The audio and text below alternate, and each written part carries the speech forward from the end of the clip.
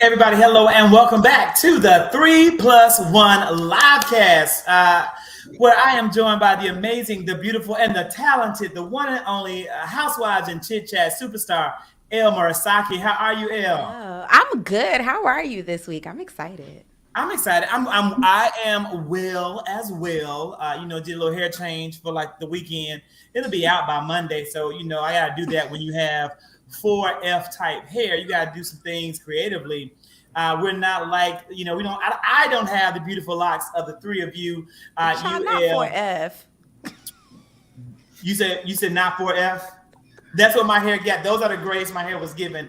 4 F's in a row. A F for texture, a F for composition, but it's soft. I will say that my hair is soft, cotton candy soft, but it's soft. We are very fortunate to have with us tonight two of the recording scene's most cutting edge, future forward sounds who both represent the indie music scene. Literally, I am super excited to bring to you tonight the one and only Manny K. So, Manny, welcome to 3+1, the live cast. Thank y'all, man. Appreciate you for having me. Oh, round of applause. Do it again. Round Do of it again. applause. Do it And so, again. when you look at tonight's title, it's called Manny, I like Future you entertain my Soul, stuff. I Future do. Funk.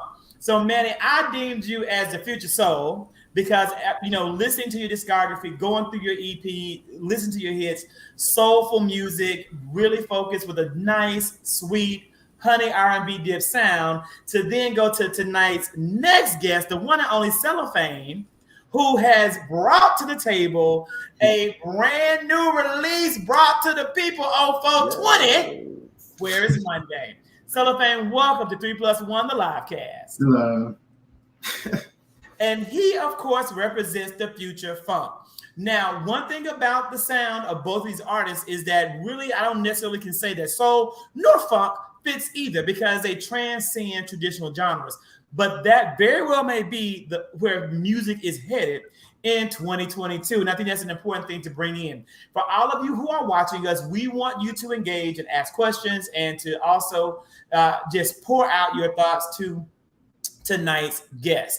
So, Elle, I will go to you first and let you ask whatever question you have, because I have a slew of questions for these two men, but we can start with whatever. Your first question goes to you because you are so beautiful as always.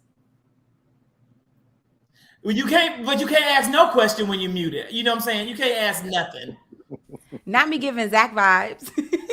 he loved But it. He I have loved an to talk on the excuse. muted mic. I'm a little bit older, so technology. No, not you, the other Zach. Because see, I'm a millennial on the lower end of millennial. So it can be a little bit of a struggle.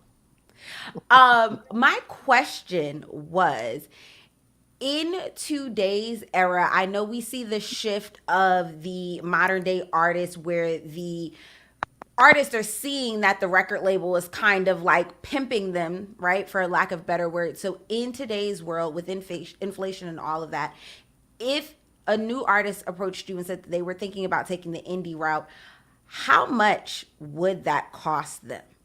Between marketing budgets and sound and videos, how much does it take to put a complete independent artist package out there, if you will?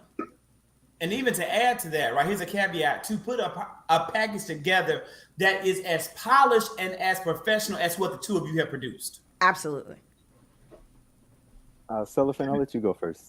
Okay. Because I was just talking to a friend about this, and she was like, "You're not passionate about your music," and I was like, "It's not about passion, bitch. I'm broke.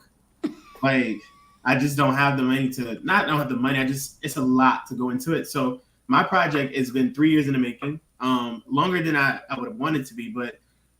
Now that I've sat here and I thought about how much money and how much time it took for everything to get as polished as it is now, I'm happy that it took 3 years because it is a lot of money. Like, I have a lyric video that I paid someone. That was like $500 just to do the lyric video, and no one takes account for like photo shoots and clothes you have to buy for your visuals, and then even like to get studio sessions. That's like $60 an hour, and it takes weeks at a time, maybe months to get a perfect mix for one song. So like you have 8 songs on one project. Sometimes it takes $130 just to get one song mixed. So that's 130 times 8 for one project. And then you have to pay graphic designers to design your artwork, especially if you want everything to be cohesive. So I was just telling a friend, I think, COVID happened, so we all got that unemployment stuff. So like I was really able to finance my project with that. And I feel like I spent over maybe like, I don't know. I feel like I spent way over like maybe $4,000 on my project, maybe. So I want to say that because music videos too cost money. They start off at $1,500. Absolutely. And these are all things. And then you didn't even get to rolling out the package yet, right? So that's $4,000 and we haven't figured out any sort of marketing plan. That's to build it, yeah. Absolutely. Yeah, for sure. Just to piggyback off of what Cellophane said, I mean, people don't take into account how much it costs. I remember when I released Honey Covered Snack, the night of the release, one guy hit me up. He was like, "Oh my God, I love it. Da da da da da. When's the next project coming?" I was like, "Whoa, sir! If you only knew how much money went into, you know what I'm saying? Like, I'm grateful for, this opportunity, but it's a lot that goes into it that a lot of people don't really understand." So just to piggyback off of what Cellophane said, I mean, you got to think about studio sessions. You're paying if you get a nice, and we're going for quality sound, right? So you are paying, I mean, $60 an hour for a session, and it's a minimum of 4 hours that you have to book it for. You know what I'm saying? So you do that times 5, 6, 7 songs. Then you got to pay somebody to mix the song. Then you got to pay somebody to master the songs. And then, of course, I was blessed in the fact that I was able to do my own album cover. But even still, you had to find somebody to polish that up, and you don't want to cheat somebody. You want to make sure that you compensate people for the work that they do. But it's super expensive. I don't have a record label behind me. I don't have a team behind me. I don't have this big budget that I'm working with. It's all coming out of my check. So I think that's the biggest thing that people don't really understand. I'm grateful that people want more music, but y'all, like, my Cash App is.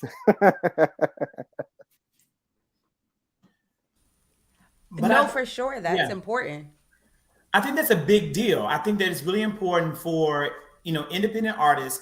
And Elle, thank you so much for asking that first question, because I was going to get into content stuff. I was going to get into what I heard and why they did this and what motivated them. And that's going to be my next question. I'll start with you, Manny, and I'm going to want to know, what motivated you to do this? You literally just said, this came out of my check. Why?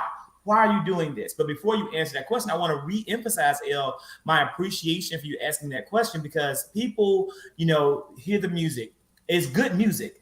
And because it's good music, they're going to want more music and have no clue how much work is involved in it. And like Manny said, my Cash App is, we have a responsibility to support the artists that we care about if we want them to continue to create the art that they're doing. And not just musicians, but also our painters, also our independent novelists, also our content creators. That's something that, needs to happen. That's, one thing I'm really excited about is I'm really excited about Instagram offering subscription services, because now people are going to be able to subscribe to anybody's content that they really like and value, and be able to put what I hope will be extra money in their pockets to continue to create, so that funding these projects will not be as costly for the individual as what they've been. So Manny, as well as Cellophane, my question is, why did you do this? Why would you make this investment in your art when you may or may not even recuperate that loss? Why did you do it?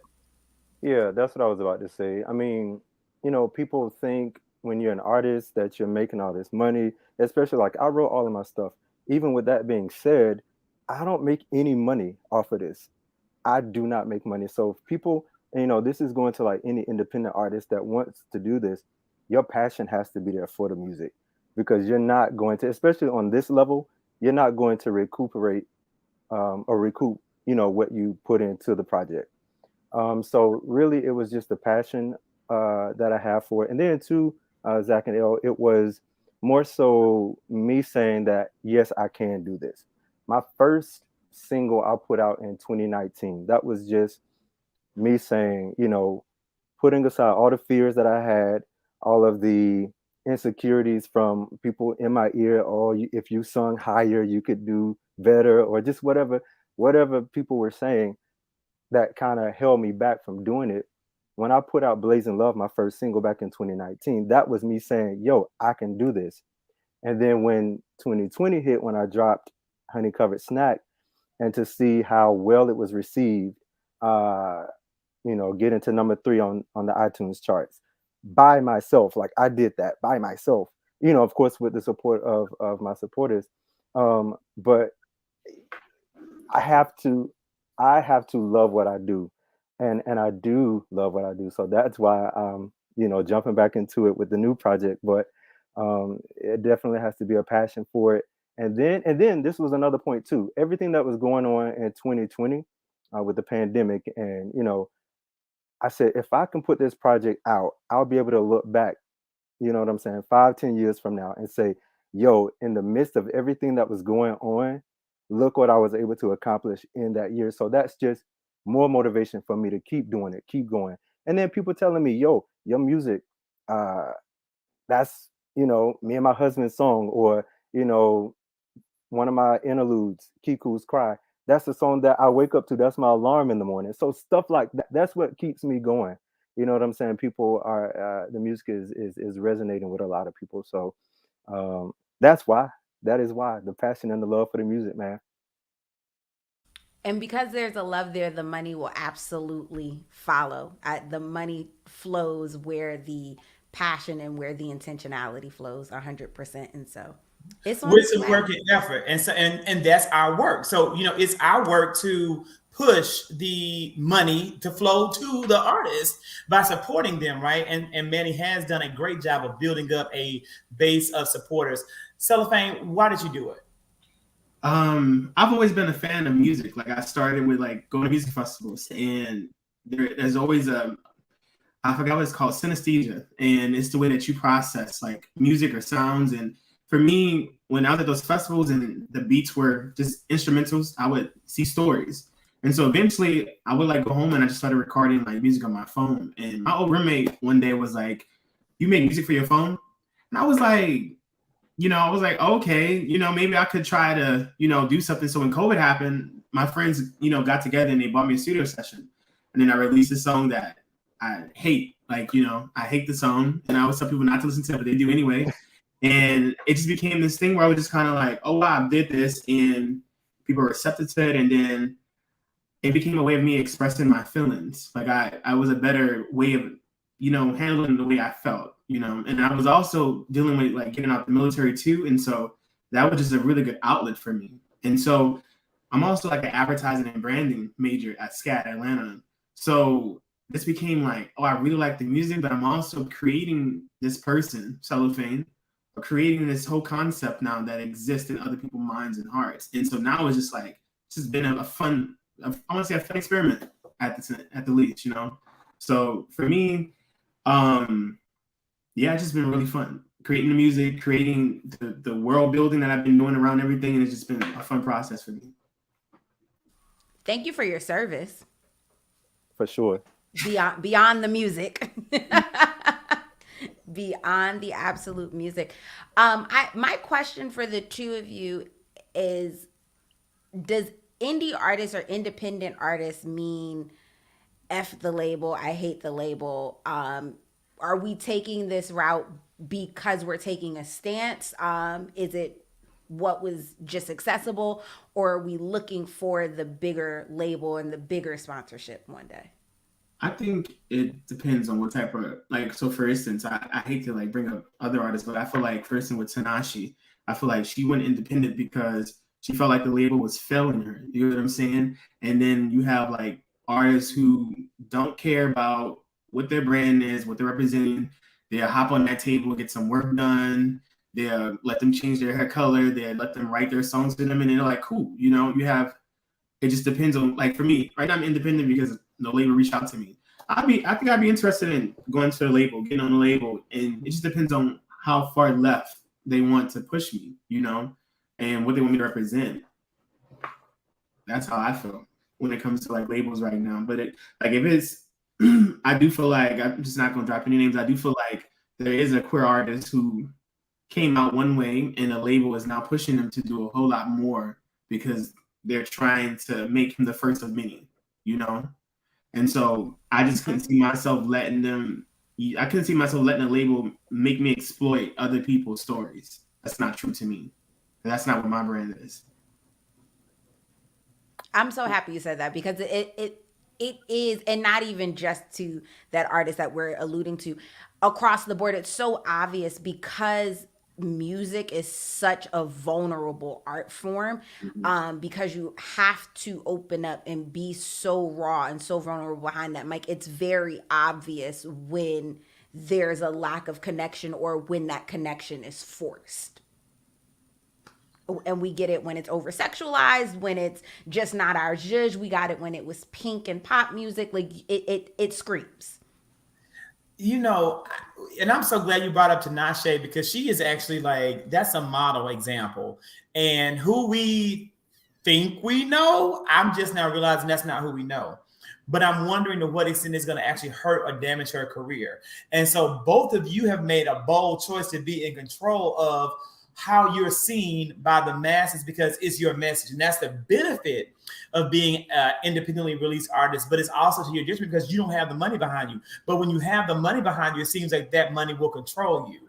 And they're in charge of who you are and who you say that you are. And exactly as, you know, Ms. Bill says, it's hard to know how far to soft compromise. Well, and you know, even being independent, I always tell my friends, you have to give a lot to get a little. Sometimes, even when it comes to music, like I have friends who are rappers, and they feel like they have to, in order to get street cred, they gotta be so hardcore, talk about certain stories. And I was just like, working with some people, and I was just like, where's your one song that's mainstream enough to touch everybody? You know, like because Kanye West has it. Was Gold Digger? Then you have J. Cole, Straight Up, Not Tell Me, and then you got Kendrick Lamar, was it Swimming Pools? They all have that one song that got them to everybody. So sometimes you do have to, like, even being independent, you still have to give a lot to get a little. Because even when I first started, like, I was afraid to do features because I didn't have a project out. So I didn't want anyone else's music to tell stories on who I was as an artist until I actually put out my project. So now that I have a whole project out, I feel more freely to jump on someone else's song now because they know who Cellophane is because of what happened on Monday. They know who I am. They know what I'm bringing. They know what type of artist I am.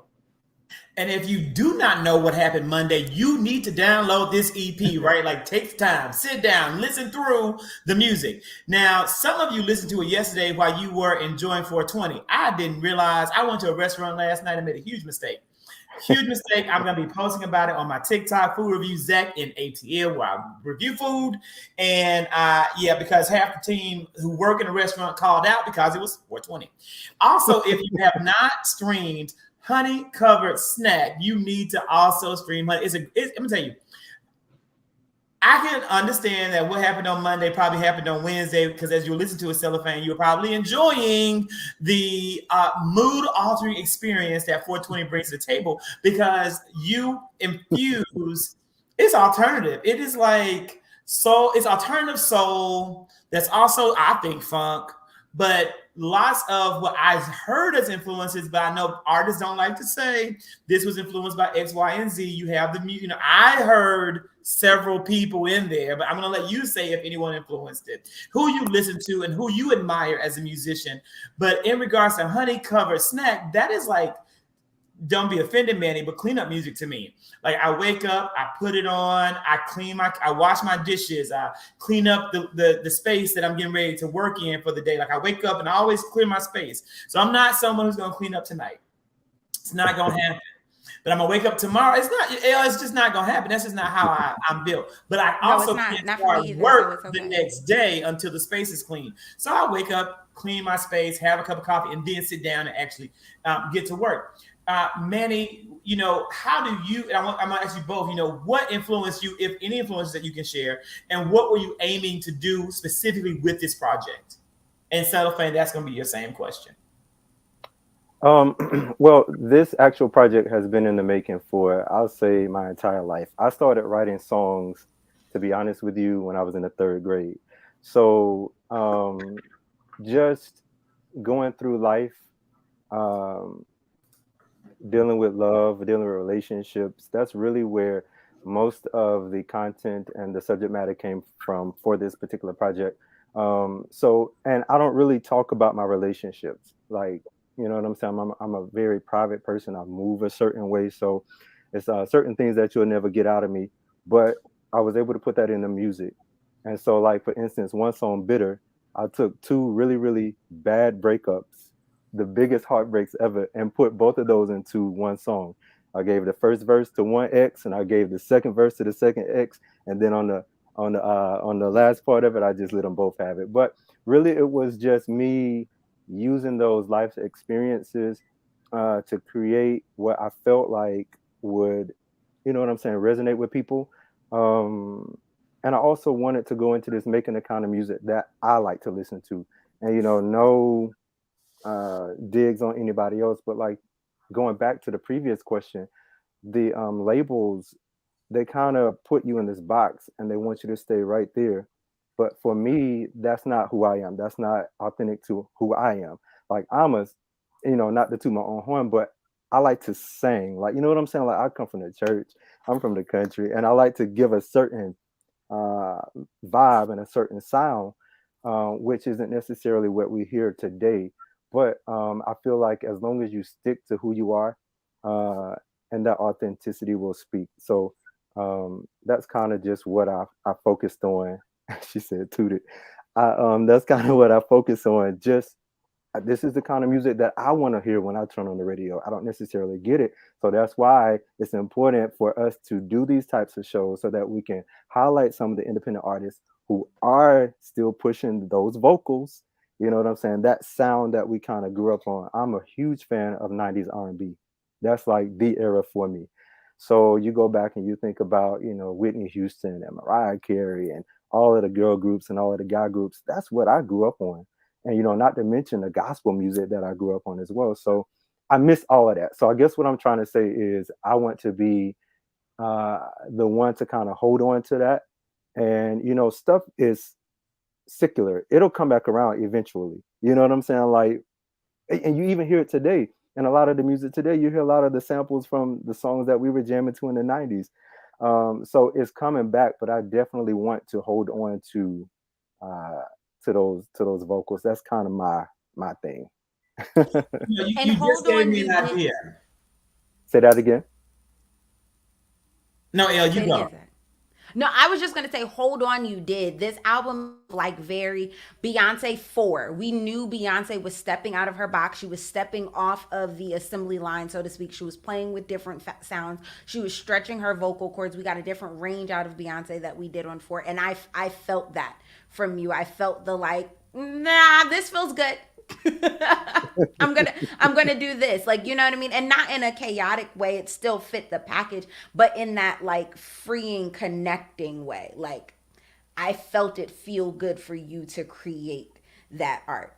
And Absolutely. Cellophane, my husband and I were listening to your project, and he said that it gave him he's gonna kill me because he just told me the name of the album, but Miguel, the album with the song Valley. I wanna like we doing in the valley. He was like that project. That's I would mix that if I was DJ. Kaleidoscope Dream, is that one? There you go. Yes, There you yes, go. yes, yes.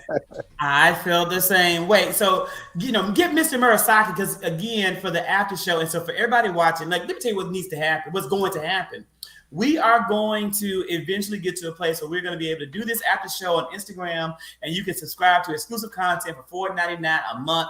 And I am telling you right now, I am going to be an IG creator who is going to give you the content that you want and need that's worth $4.99. Now, let me tell you what you won't be getting. You're not going to be getting no feed. You're not going to be getting no, shirts off. You're not going to get that, but you're going to get some really good intellectual content that pushes the envelope. I promise you that. Now, with pushing that envelope, we're going to play a game, Elle. So that's right. Give Mr. Murasaki to take some notes because I heard you talk to him. I know he's in the room. You saw when the camera said, "I'm not playing no more." I said, "Sir, you got your husband that's making all your stuff look good," and now I'm like, I'm gonna have to rearrange and get me some dim lighting too, so I can look as cute as you. So, with that. We're gonna play a game, called 90s R&B versus, because we're gonna say who's better than. We're gonna do that in the after show. The after show will be on IG. I heard Manny loud and clear. I heard our artists. They need the funding to do continued work. So we're going to turn on badges on that after show live. So please join us on IG once we finish. And I'll tell you how to get there towards the end of the show. And whatever we raise will be split among the two artists and then doubled by me. So if we raise $10, I'm going to double it by 20 to both artists through their PayPal. But if we get more than that, whatever it is, we're going to double it again. We want to invest in the artist. Now, Cellophane, talk to us about your inspirations and what you were trying to do in this project. Elle probably done gave it away talking about Miguel. And I just want to say to those of you who live in Atlanta or who will travel for a good show, Miguel, who is one of my favorite artists, will be headlining with Erykah Badu, as well as DVSN. Those three right there are worth the money I paid for my front row tickets to the Atlanta R&B Fest. Atlanta's R&B Fest will be held the Saturday of Memorial Day weekend. So those three artists, it's a whole lot of people, but those are the three I want to see: Miguel, Erykah, and DVSN. I know that's right. Not DVSN, Chad. Is that not how I'm supposed to say it? Division. But you can't tell me it's division when ain't no vowel there. There is no vowel. You know, as someone who majored in English, ain't no vowel. But I will start maybe calling division. But you know, I don't know, maybe not. No, DVSN is what I'm gonna call them from now on. That's going down. You know, we're one band, one sound. You know it. Cellophane, like, I just came here to make music. These people are crazy. It's funny. But basically, my project, some of the songs were already created, but I didn't have a vision. And one day we came back from going out and we were just up all night. And so I just started like piecing things together. And I had wound up looking at a picture of all my friends, and some of the people that were in the picture weren't friends with anymore. And it was this dog. The dog name is Monday.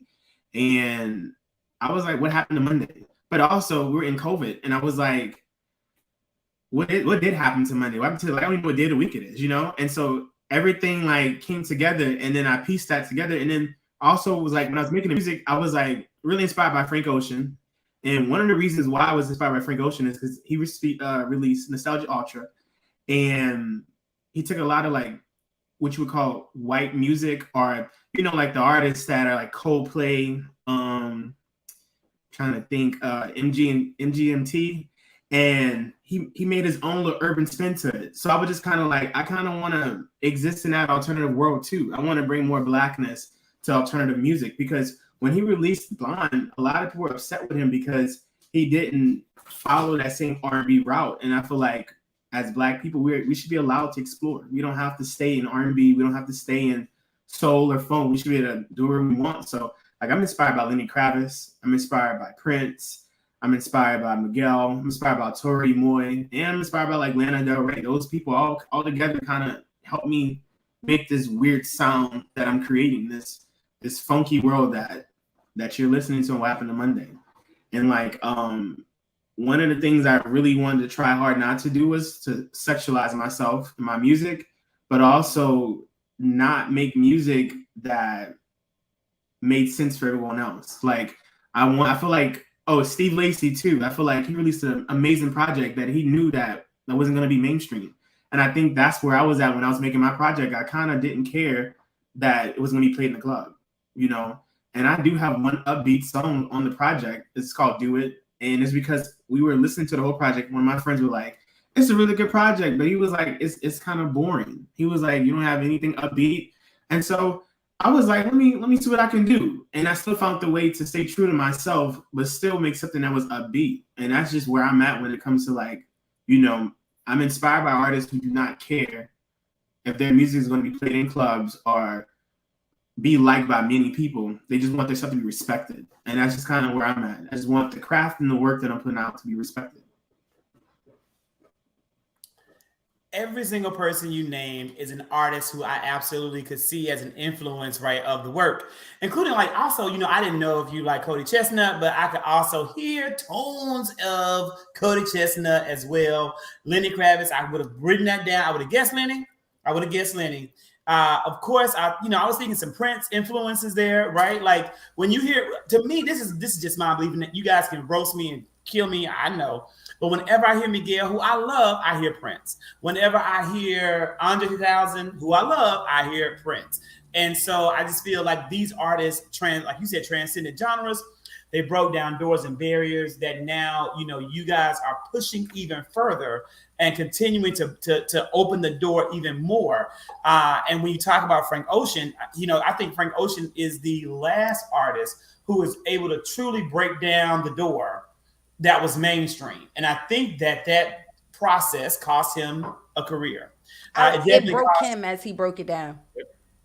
I'm afraid that it did. And so when we talk about other artists, I don't know if we're going to get to, I don't know if we're going to ever get to a point where the industry isn't as controlling of the artists to allow them the freedom and the flexibility that Frank Ocean was able to steal without it costing them, so much. Yeah, I would have wrote down Lenny Kravitz. I think still in that same Prince box, I would have written down Janelle Monáe, but you hear his influence and his mark all over late, like Marsha Ambrosius Prince vibes, like their late collabs. But definitely the strings over the piano, we were picking up what you were putting down. And Manny, like to what extent you talk about 90s R&B? You mentioned, of course, the late great Whitney and the still great Mariah. But what about Luther? Did Luther not have a say? Like, I feel like Luther is the most underrated artist of all time. And I don't know why y'all don't give my man his credit. Who is y'all? Because we bump Luther on a regular over here. That's what I'm talking about. You have to. Luther, I mean, just all of those cats. Luther, even Barry White. Because I grew up, my voice was a lot deeper than a lot of people my age. And so I had to just kind of find my voice, you know what I'm saying? And so Barry was pumping out hits as well. But you look at cats like Otis Redding and Marvin Gaye and just all of them, like all of that just influenced a lot of my sound.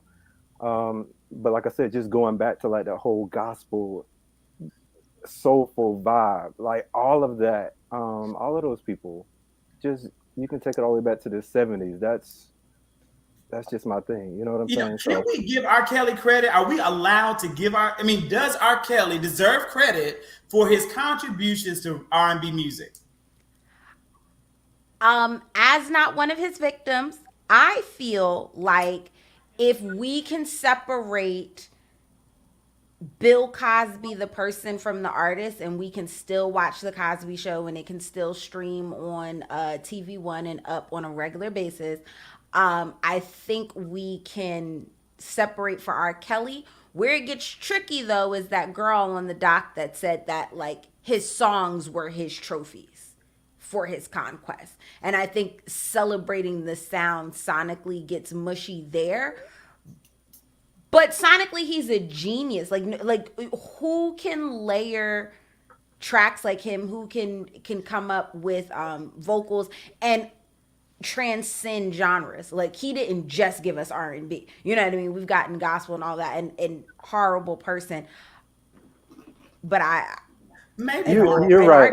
I don't think an ear like his comes across our generation often. You're right. You cannot deny, and I'm sorry to cut you off that, but you cannot deny his contributions and his talent. You know what I'm saying? Despite everything that's going on, the guy is a genius. You know what I'm saying? Like, and he literally created the soundtrack to many of our lives, many of our parents' lives. So when you look at it like that, yes, awesome job, Robert. But you gotta go. This is why, and let me say, before I even say this, I need everyone who is watching, like Danny, who you don't follow through social media, you can go ahead and support me in this group with Elle and just like it. Like, just go ahead and follow, subscribe, and like, you ain't gotta never come back and watch no more. But we need to really get to that 1,000 follow mark so we can monetize on YouTube. Because I'm going to say something. Any further, we would like to say, if you like this content, please take a minute to hit that subscribe button and ring that bell so you can be notified when we drop new videos. Yeah, I've never done that before, but I also, but this is the first time in 76 episodes I've ever done that of this. But I do a whole bunch of other. But here's the thing: what I'm going to say, you're going to probably like be pissed off, and that's fine. It's what I do. But here's the thing. I do not think that I think that I don't know if I think R. Kelly's a genius. Well, but I'm trying to compartmentalize it. I do believe that R. Kelly is a master producer. I do believe that. Hands down. Hands down. But his like it's something like a Jeep and I want to ride it, beep, beep. Like those types of lyrics to me are like what my nephew today graduated kindergarten, and I think that he could have come up with the same type of savviness. Well, I would say this. But this is from a non-musician now. I can't carry a note.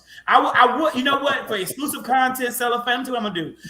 When we get ready to subscribe to the Instagram, I will do some singing. Now, it will not gain me followers, but it will definitely garner laughs. But you go ahead and tell us, and because I mean, tell me how that's not, not the case, maybe. So like I haven't done much research on R. Kelly, but typically like let me bring up like Taylor Swift for instance. Like people. I'm sorry. How old are you? That one hurt a little bit. You said I haven't done that much research on that. I mean, like when I say research, I mean like I don't know if he sonically created the melodies and also like produced the beats for that song, right? But I do know for a fact like Mariah Carey and like Taylor Swift, not only are they writing these lyrics, they're coming up with the melodies and they're also creating the chords for these songs as well, too, right? So like, yeah, he may have been saying like, you remind me of a Jeep, but he also created the melody that is now stuck in your head, but he's also creating these chords as well, too. So this is like, he's thinking about he saw a Jeep in the street, but now he has a whole chord progression that he created just from seeing a Jeep. And so, right, and that's the thing, because we have to remember, like, he's functionally illiterate. Like, it's not like he's just writing it down and saying, sing this. He's giving you your notes. He's giving you your melodies. Like, he's there. And I also think the generation of artists that he influenced afterwards, that, right? Like, we wouldn't have Vincent D. Herbert, we wouldn't have Big Shiz, LaShawn Daniels, if it weren't for people like R. Kelly. And then again, without those people, you wouldn't have your Lady Gagas of the world. Like Lady Gaga, the package that we know her as, got put through the Vince Herbert assembly line. Not that she didn't have any talent to contribute to that, but the branding, the marketing, the Gaga appeal and effect that we talk about, that's him. From that school of artistry and sound.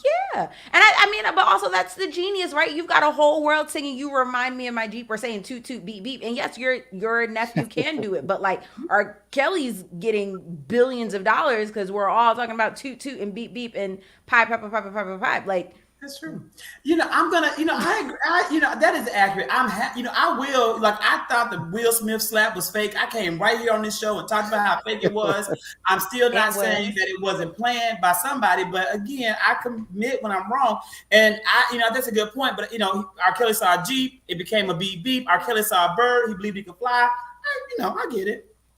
I'll consent, there is, he's good enough. He's enough, but that's something else that, we can continue on with. But I did not know what you just said, Elle, about Vince Herbert. I don't even know Vince Herbert. So I am going to do my research and look at that. And I think you kind of bring up to the last question I want to ask before we kind of go into tonight's topics and then transition over to the after show. And here's the question I have for you, for both of you, right? Because again, literally Cellophane talks about being a branding machine, having a background in marketing, for this. What is your brand? When I talk about both of you to people, how do I describe you? What is your brand? And while you guys think on that, we got Candy saying again, Lady Gaga came from a very full background of family. She had an advantage. Yep. Billion, but left it for her genre. So her market, what we know her for, is not what Gaga is trained in. And then Gaga left that and then had to do the like lower side of New York gay bar circuit. And like, let's not forget where that fame came from. And then Vincent Herbert, Tamar Braxton's ex-husband, Tony Braxton's ex-manager, saw that, caught her out there and was able to then package all of that. So yes, Vince Herbert is the Vince from Tamar and Vince. Big Vince, Big V. But she came from the money, but she's very like she's trained in what we saw from the Grammys from her, like that the Tony Bennett, the theatrical. That's Lady Gaga. Lady Gaga meat suit, poker face. That's the Vince Herbert. She grinded for that. Okay, had you said Vince Braxton, I would have understood who you were talking about. Okay, wow. Now I get it, Elle. Now I get it. Tell us about the brand. For me, I feel like, and it's so crazy because the branding for me has gone so far as I sacrifice my hair. Like my hair breaks a lot because my brand now is this blue hair. So like it's like $200 $200 each time I get my hair dyed. And so like that's a big part of my brand too. And like I've been wanting to grow out a big bush, but my hair breaks because of like the blue hair color. That's one thing I have to, because now everybody knows me in this city as the blue hair boy, you know.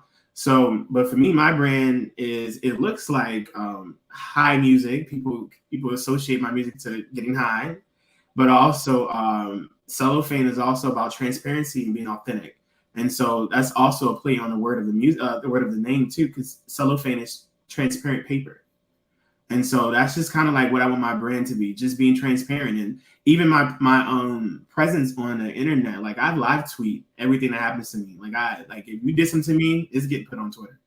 If something happened to me, it's getting put on Twitter. Somebody ran over my foot. Oh my God, I can't believe my foot just got ran over. So like I'm just always about like I'm gonna put it out before someone else can put it out before me. And I put it in my music too, So the brand right now for me is blue. It's being transparent, being authentic, and just being, I guess, trippy, and just being more like atmospheric, But I will say that people know that anytime I'm going to be in any media or anything that's being put out about me is going to be polished.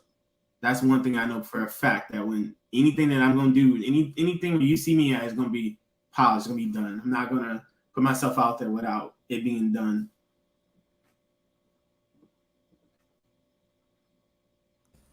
And that's something that we like. I love when you can see in any artist, content creator, hoodie, whatever, and when they're coming up, like, oh, this is going to be hot. Like, because to your point, $200 for the hair, money, everything is expensive for all of us. So for me to take your time, even your time, just your actual time, which is a currency, to take that, I have to give something back to you. I have to make it worth your dollars invested or your time spent, because it's taking away from something else.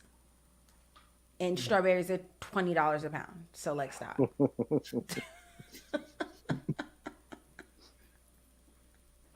Manny, what can you say about your brand? Like how you prefer to be represented as an artist? Yeah, just to piggyback again off of cellophane, that authenticity, that's really big for me. Like I love the fact that people can relate to my music. You know what I'm saying? Like um, one guy told me, it was like on my song, he would never. It was like, you telling my story, bro. Like you telling my whole life story. So I like that type of feedback, because it lets me know that what I feel, I'm putting it in my music, and I'm helping other people to get through whatever situation they're going through. So I really just like the fact that I'm just a regular, down to earth, carefree, free spirited type of individual who does not mind tapping into, his sexuality, and especially on the song "My Pleasure" on Honey Covered Snap, which is what I call my nasty song. But I mean, people actually relate to that. You know what I'm saying? And I like to become a part of people's lives, their everyday lives. Like you said, Zach, you clean up to my record. You know, that's big to me. So just that whole authenticity, just being that that guy that people can relate to, that down to earth, you know, that's my home, that's my homie, that type of thing. So you know, I'm just like them.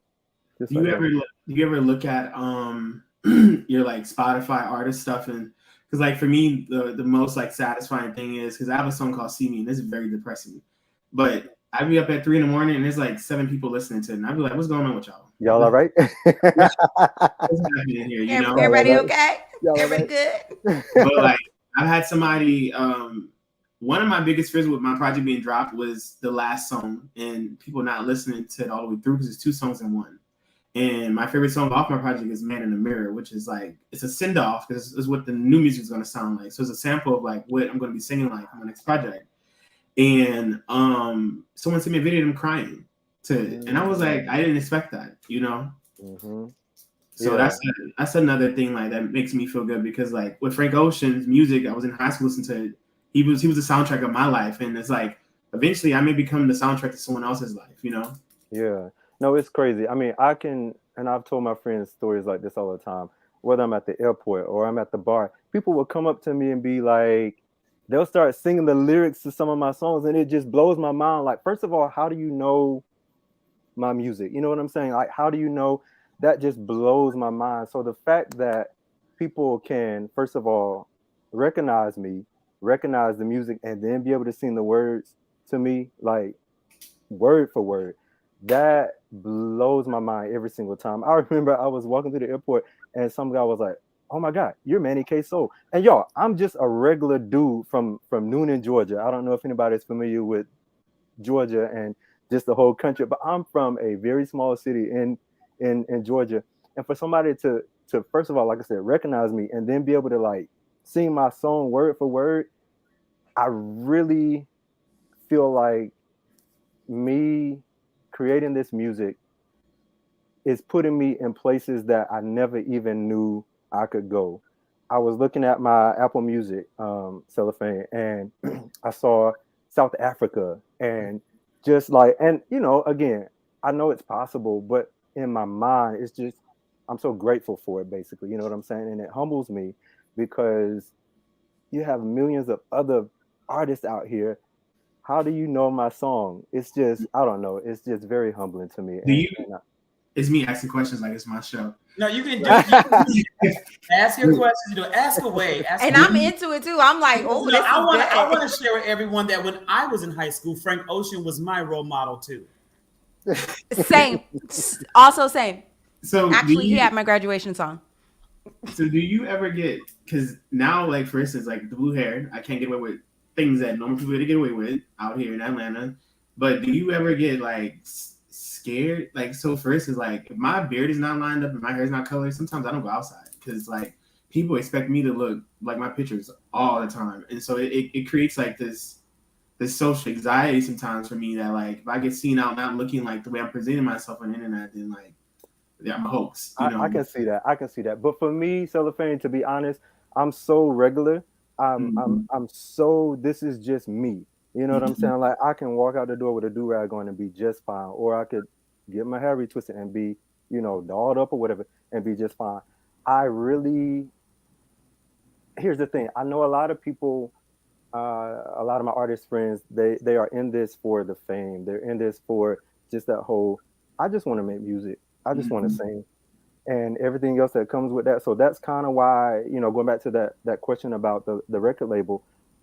Um, First of all, no record label has reached out to me, but if I had waited around for a record label, I probably would still be just sitting around waiting. You know what I'm saying? So I felt like, let me just do this. I'm gonna do it my way.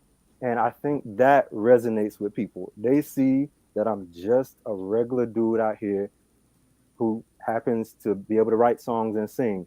And if I can do it, that kind of represents the possibility. And another point, when I dropped my album, my EP, I was, you know, I'm not one that watches charts, but a lot of people were bringing them to my attention. They were like, Manny, you're number 10, you're number 8, you're number 5, you're number 3. And I didn't understand it. And but then they were like, no, you got to understand when people are looking for new music, of course, they're looking at the top of the charts. What's number 1? What's number 2? What's hot? You know what I'm saying? And so I remember just looking at the chart and seeing Stevie Wonder, Prince, The Weeknd. And here I was in the midst of all these greats and all these legends as a Black queer man. You know what I'm saying? It represented the possibility for a whole bunch of people. This little queer boy somewhere who wants to sing, but he's afraid. You know what I'm saying? Like, I definitely felt it was bigger than me in that moment. It was bigger than me in that moment. So I can't think about, oh my God, my hair is not twisted, or, you know, I got on sweats. I can't think like that because it's bigger than me. You feel me? And to your point earlier, when you said the first project was just about doing the thing, right? And sometimes God, the universe, whatever word or person you have to attach to it, sometimes the assignment is just to do the thing. I've got it all taken care of. And if you would just jump, there's a boat right there. Wow. Like, I've already paved the way. You're not going to fall. I just need you to do the thing. The other things are set up. These people who are going to hear your music or that I need to bring to your music are going to get there because they are also tasked with their thing, and their thing is going to lead them, if they do it correctly, in the direction that I need to go. So I think sometimes when you stand so strong in that, I'm just answering the call, I'm just being present. Sometimes, like, you genuinely don't have the time to worry about the other things, right? And then to you, Cellophane, I think back to the name Cellophane, transparent. Baby, you're a person. That hair gonna grow. Your hair Yes. grow, my hair grow. This is color. What we all know is that ain't nobody send me down here with this blue hair. And so if you catch me outside in these streets, just know that my human settings is working the way they supposed to be working. And if you got something to say, what you should say is, sir, I'm so glad you got enough vitamin D in your life that your hair is growing. Amen. Amen. And if anybody else got something to say, my Cash App is. That's how that sentence goes. I guess, like for me personally, with my journey with music, I am a gastric bypass patient. So I have lost 109 pounds since May. Wow. So I want to be transparent about that as well. But I've noticed there was an influx in my social media in response to my stuff since losing that weight. And that's the true thing, because I just saw someone tweet the other day that if Santana loses like 60 pounds, he'll be a bigger star than what he is. And I saw that, people try to act like fat phobia or, it's just social media, but that stuff exists on social media and it exists in the real world. And what I wanted to like touch on earlier, that you guys were talking about, like money, right? So for instance, like I'm really big on getting like branding myself, right? So like getting clothes custom made for myself and everything. And people were overcharging me because they weren't either attracted to me or they didn't see it from me because of how I look, Now I get so many things for free because of my appearance. And it's not a good feeling, because it's kind of like I'm still the same person that was getting denied all that stuff those months ago. May, like last year is not that far from now. It hasn't even been a whole year yet. It's still in me, And so like that's like when it comes to like being an artist, like it's cool that man, that you got that regular feel, but it's like some artists also have like that a certain image that's put on them that they have to hold up to.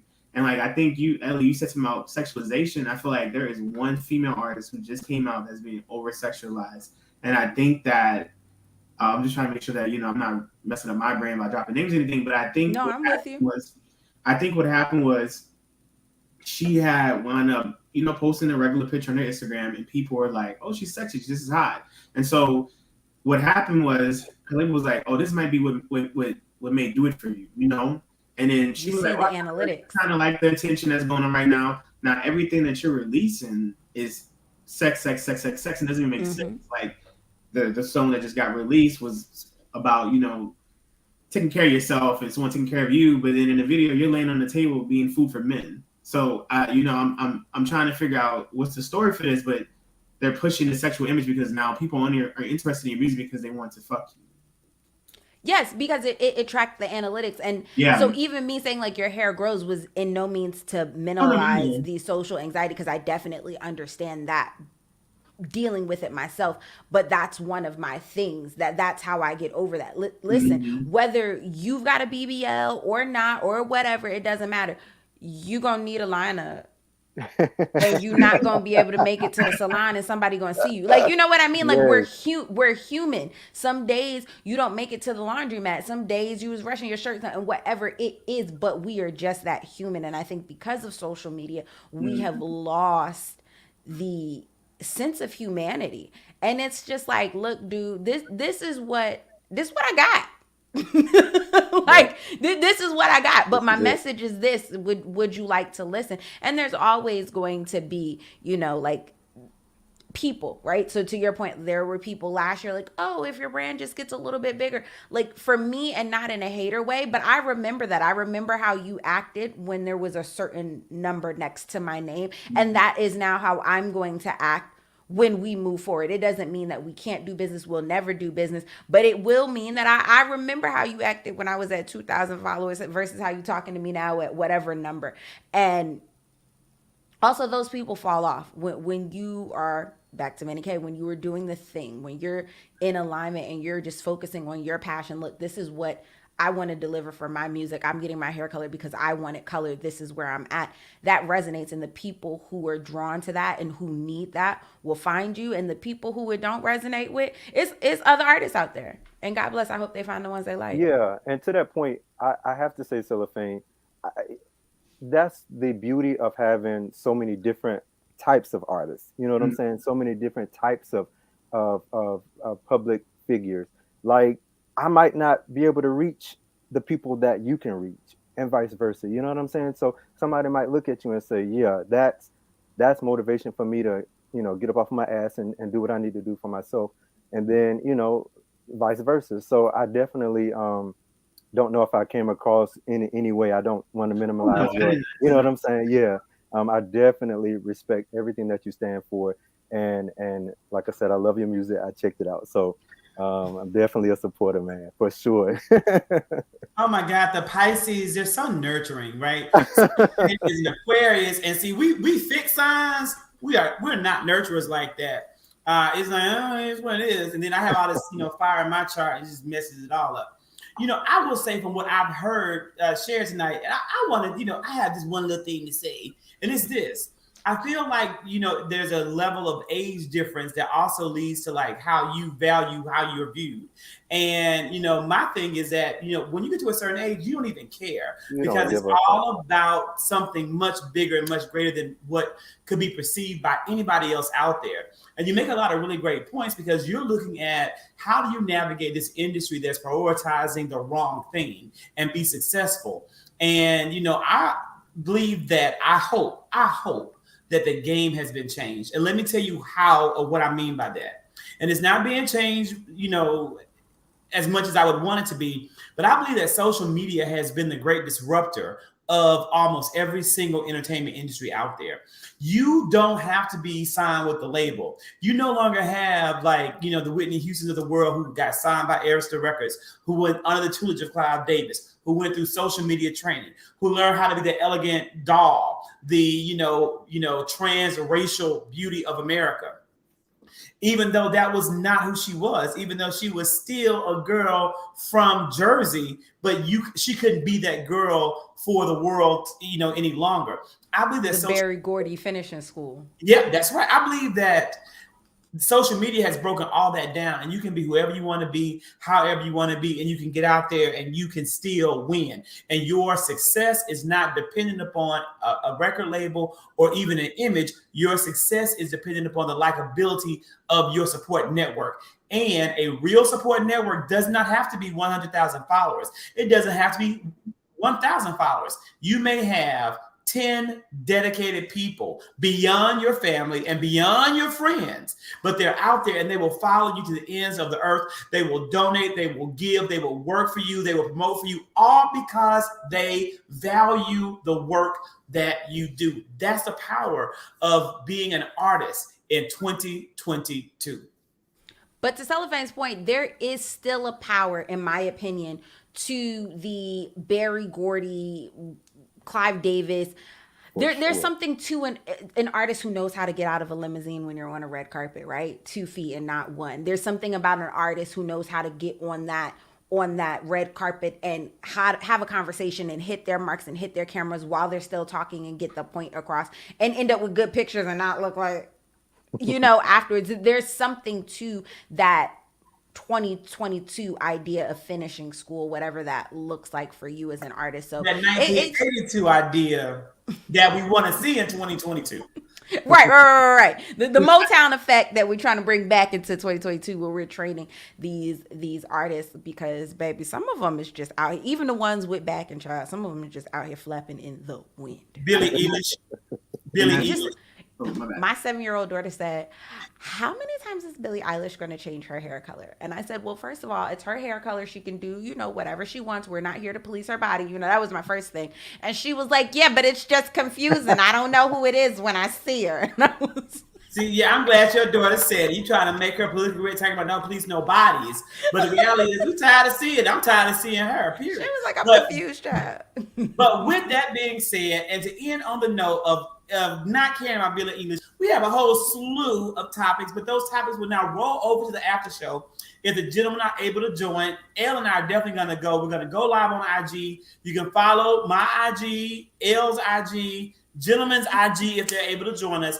And all proceeds from Badges Night will be doubled and then divided to the two men so that they can use that as an investment in the work that they do. So you can, again, follow on IG, The Zacktivist for the after show, where we're going to do and delve into some topics as well as some like debate, like what we did with R. Kelly, but about another artist. I'm into it. You know I'm ready. All right. Well, I know Elle has a lineup too, right? Like Elle, what's on the Housewives and Chit Chat lineup? I already know some of the stuff. You already know, baby. Giselle is trying to come for our Candace, and you know Candace is a friend of the show. We don't let that happen, not never. Ashley Darby has finally filed for legal separation from Michael Darby. So we just have so much to get into. I'm a little sad for Michael Darby. I'm sad. Let's talk about that over there. Yeah, he's a Scorpio, and I understand him, and I feel a little bad for him. So, you know. Good night. So we will see you guys on IG on the after show. See you shortly. Thank you. Bye, guys. Thank you all so much. Bye-bye.